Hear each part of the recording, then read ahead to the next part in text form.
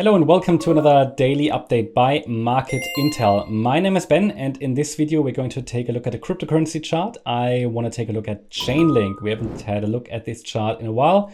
And yeah, the potential is there for another rally to come in a potential alt season. So let's go. So we are on the Market Intel website, dailymarketupdate.com. We click on our cryptocurrencies section here. You can register completely for free here on this website and you get all of these daily Elliott wave updates for free. For example, if you do that, you get an update about Bitcoin, Ethereum, Hedera Hashgraph, Avalanche. They were all updated together with Chainlink that we select today. If we scroll down, you see we also updated other coins in the last few days. But let's take a look at the 2-day chart for Chainlink. Talked about it before, but it's good to get everybody on the same page. Let's talk about the targets for the next rally to the upside in a potential altcoin season. A lot of people are still waiting for an altcoin season, and the charts also suggest a so-called altcoin season could be around the corner.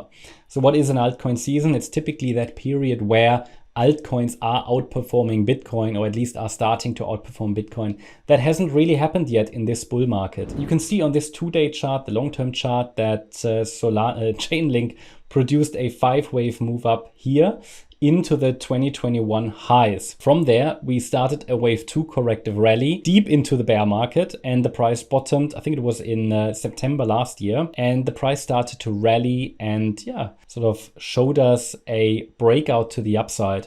Now, I think that the low was actually in June. It was in June last year, the price bottomed there and then started that rally to the upside. Now, this is of course not yet all of wave 3. You can see the roadmap is suggesting that on this chart, the price should, in a so-called altcoin season, that's the assumption, rally to $100 or higher. Where do these targets come from? They all come from mathematical calculations based on Fibonacci ratios. We have certain guidelines that we follow in our analysis, and we know that when a wave 1 reaches a certain level, then where the wave 2 should end, which is the correction, which was the bear market, and then also from where a third wave rally should start and where the third wave should end. I mean, don't get me wrong, it is a volatile space. So we don't really have one level the price has to get to, and that level there needs to be the maximum target or something. No, it's more like a range. There are minimum expectations. We know that a third wave, if we take a look at the chart, a third wave should get to the 161.8 extension. We talk about $100 plus here. That is only for the third wave. The fifth wave should then eventually go higher, but we first need to see where the third wave ends. Okay, we can really only give proper calculations for the fifth wave once we have the third wave completed. Then we can calculate where the fourth wave should end, and from there give projections for the fifth wave. But typically, let's assume the third wave would get to the $100 level. Then we can assume that maybe the fifth wave will reach 2 or 3 Fibonacci levels higher. So $137, $160. We're not there yet. So in the short term, I should rather say, we have to pay attention to the next critical resistance level here on the chart. It is at $38.65. This is the B wave top, needs to break to make way for the rally to $100. Let's go to the 4-hour chart because it tells us more about the short term. I know a lot of people are interested in the microstructures. So here on the link chart, we can see the initial rally here from that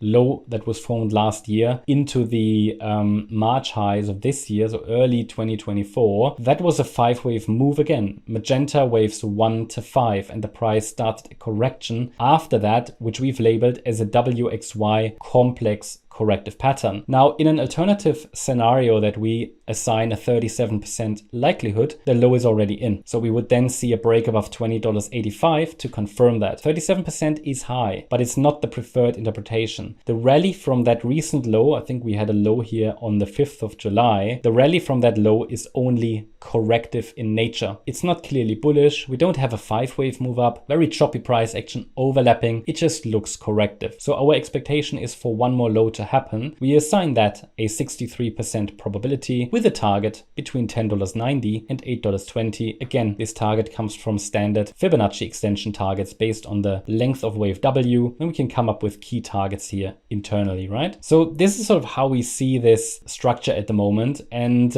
also, Obviously, we have to consider these Fibonacci retracements, extensions in the calculation for our targets. So as long as the price is holding above the $8.20 level, we can focus on higher prices. And the break above $20.85 would indicate that the third wave is already unfolding. So either now or after one more low. Expectations are currently for one more low. Bear in mind, risk management is very important. So if you're looking for an entry in this trading area, which we could reach soon, make sure that you know where you want to stop out. It is typically reasonable to set a stop below the box, maybe 1% below the box or below the invalidation point. Now that would be the low of June last year, but then you have a lot of distance to cover there before you know it's invalidated. So generally, a lot of people stop out below the trading areas.